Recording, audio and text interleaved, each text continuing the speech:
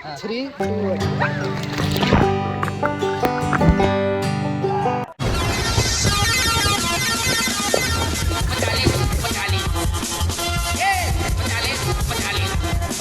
नमस्कार दोस्तों, हर हर महादेव। स्वागत है आपका हमारे नए व्लॉग में। आज तारीख है 26 मार्च और आज हम जा रहे हैं विंध्याचल। और सबसे पहले अभी हम लोग लेंगे पेट्रोल, उसके बाद फिर हम लोग निकलेंगे विंध्याचल की। जय माता दी, हर हर महादेव, जय श्री राम। तो अभी हम लोग पेट्रोल डलवा रहे हैं और इसके बाद हम लोग प्रस्थान करेंगे विंध्याचल की ओर।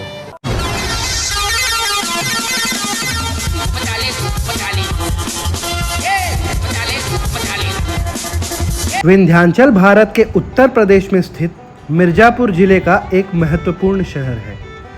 देश की सांस्कृतिक राजधानी वाराणसी से तकरीबन 70 किलोमीटर दूर ये माँ दुर्गा का शक्तिपीठ है। विंध्याचल में माँ विंध्यवासिनी देवी मंदिर के अलावा माँ अष्टभुजी जी का भी मंदिर है और माँ काली खो का भी मंदिर है और हम वहाँ भी जा रहे थे। अच्छा, कहा जाता है ना कि बुलावा आता है तो आपको किसी प्लान की आवश्यकता नहीं पड़ती।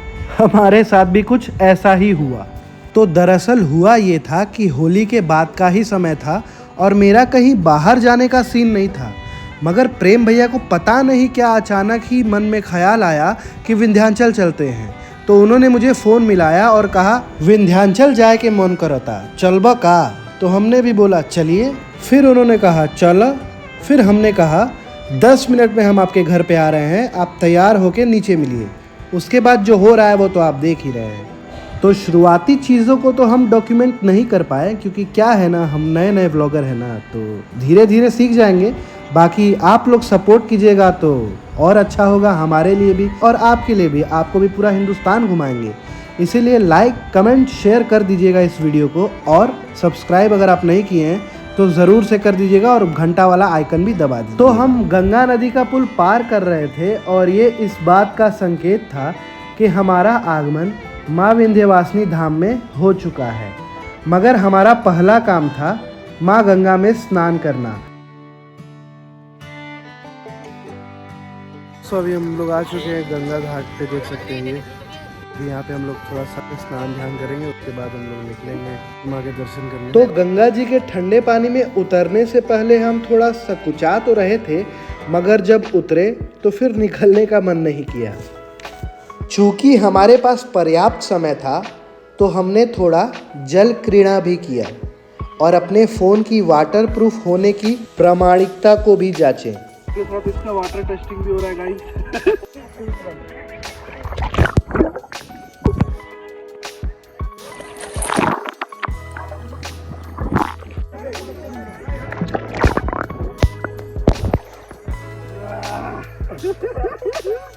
तो हम लोग अभी नहा कर आ चुके हैं। निकलने का मन नहीं कर रहा था, हम दरियाई घोड़ा बन के तैरे हैं, तो मजा आया। और अब हम लोग जा रहे हैं विंध्यवासिनी जी का दर्शन करने। तो नहा धोकर कपड़ा पहनकर और अपने आंखों को गहरा हरा चश्मा पहनाकर हम निकल चुके थे विंध्यवासिनी माँ के मंदिर की ओर। प्रसाद लेने के बाद हम पूरी तरह से तैयार थे माँ के दर्शन के लिए। दर्शकों देख सकते हैं इधर भी कार्य निर्माणाधीन है। माता रानी का भव्य कॉरिडोर बन रहा है और हम लोगों ने ले लिया है चढ़ाने के लिए प्रसाद। अरहुल का फूल भी है।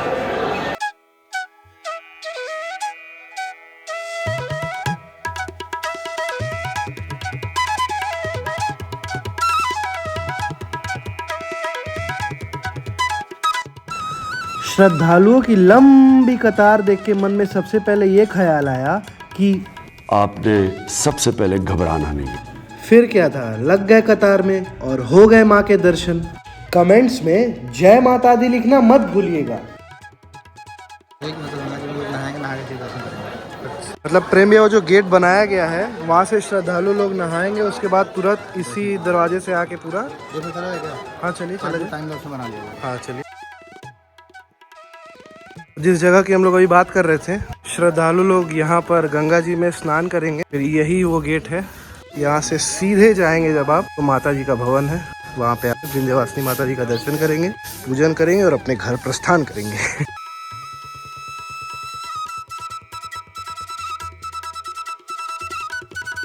तो माँ विंध्यवासिनी धाम के गंगा तट का कुछ अलग ही अनूठा नज़ारा था।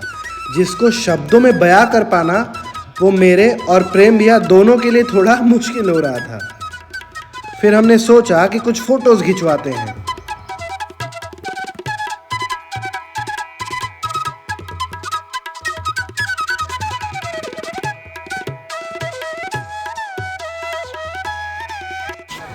तो अभी हमारे दर्शन हुए विंध्यवासिनी माता जी के और बहुत विधिवत और तसल्ली से हुआ। रोक कर सामने जाके 2 मिनट रुक गए हम लोग, कोई हड़बड़ी नहीं था। बहुत अच्छे से हमारे दर्शन हुए और एक अलग ही सुकून की प्राप्ति हुई। अब हम लोग जाएंगे माता जो त्रिकोण होता है उसका दूसरा डेस्टिनेशन है काली खो मंदिर पे। त्रिकुटा पहाड़ी पे है काली खो माता का मंदिर। त्रिकुटा पहाड़ी पे काली खो माता का मंदिर। तो अभी हम लोग जा रहे हैं काली खो माता और मंदिर। उसके बाद वहाँ से हम लोग जाएंगे अष्टभुजी माता का दर्शन। उसके बाद हम लोग जाएंगे और ये जो तीनों दर्शन होता है उसके बाद एक संपूर्ण त्रिकोण कहलाता है इसको। अच्छा, त्रिकोण दर्शन। त्रिकोण दर्शन। जैसे बनारस में पंचकोशी यात्रा होता है, पंचकोशी यात्रा होता है। परिक्रमा। अच्छा। उसी तरह से विंध्याचल में त्रिकोण परिक्रमा या त्रिकोण दर्शन होता है। अच्छा, विंध्याचल पहला में माता त्रिकोण विंध्यवासिनी, फिर माता काली और अष्टभुजा माँ सरस्वती। तो अभी हम लोग जा रहे हैं काली खो। विंध्यवासिनी धाम से काली खो माता जी के मंदिर का दूरी लगभग 3.5 किलोमीटर था। तो मंजिल तो खूबसूरत थी ही, मगर हमें सफर का भी मजा उठाना था। बातें करते करते और गांव की सांप नुमा सड़कों से होकर गुजरते हम पहुंच ही चुके थे। तो दर्शकों अभी हम लोग आ चुके हैं काली खो मंदिर और यहाँ से शुरू होता है मंदिर का प्रांगण।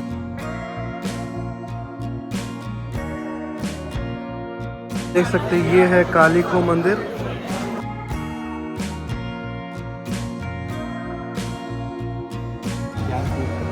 ज्ञान इसी से पानी निकाल के माता जी का हर रोज मंदिर धुलता है और श्रृंगार होता है। अच्छा, ये है ज्ञान कूप। इसी से माता जी का मंदिर धुलता है इससे। और ये है मंदिर काली खो।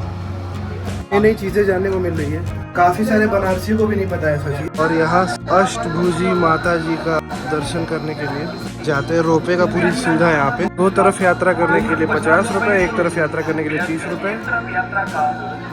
बच्चों का 30 रुपए है 2 तरफ का और एक तरफ का 20 रुपए। पहले शुरू हुआ है, 2 साल पहले शुरू हुआ है। वहाँ पे 180-190 सीढ़ियाँ होती थी। हाँ, ये काली खो माता जी का मंदिर और यहाँ से रोपवे अष्टभुजी माता जी के मंदिर के लिए। और 50 रुपए का नॉमिनल किराया है। और देखिए वहाँ से रोपवे आ रहा है।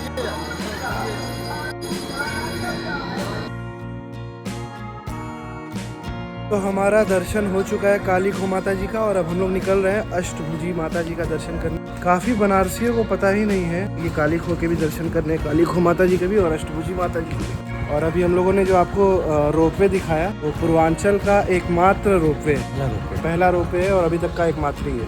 उसके अलावा नहीं बनाना अभी नहीं बन रहा, अब काम चल रहा है। सोनभद्र पहाड़ी पे 1-2 मंदिर है वहाँ पे। रोपवे तो अपने बनारस में बन रहा है। जितनी भीड़ विंध्यवासिनी धाम में भक्तों की थी उसका 1% भीड़ भी काली खो में दर्शन करने को आए लोगों की नहीं थी। इसका सीधा साधा और बहुत महत्वपूर्ण कारण ये है कि लोगों को इसके बारे में जानकारी ही नहीं है।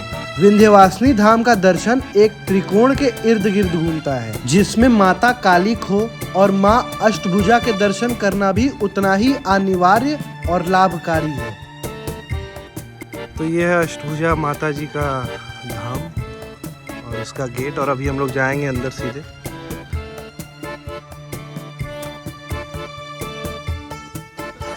जब आप अष्टभुजी माँ के दर्शन करने आएंगे तो ये है पार्किंग स्थल। यहाँ पे आप पार्क करेंगे अपनी गाड़ी और यहाँ पर देखिए कितना खूबसूरत नज़ारा है। और ये है पूरा विंध्याचल शहर। तो हम तकरीबन 50-60 सीढ़ियाँ ही उतरे थे और हमारे सामने था अष्टभुजा माता का धाम।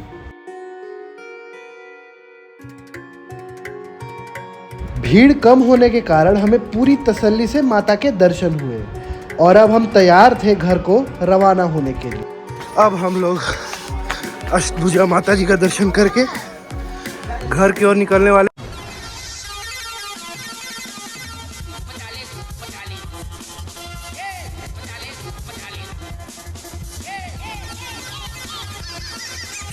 आप भी ठीक करके देता हूँ।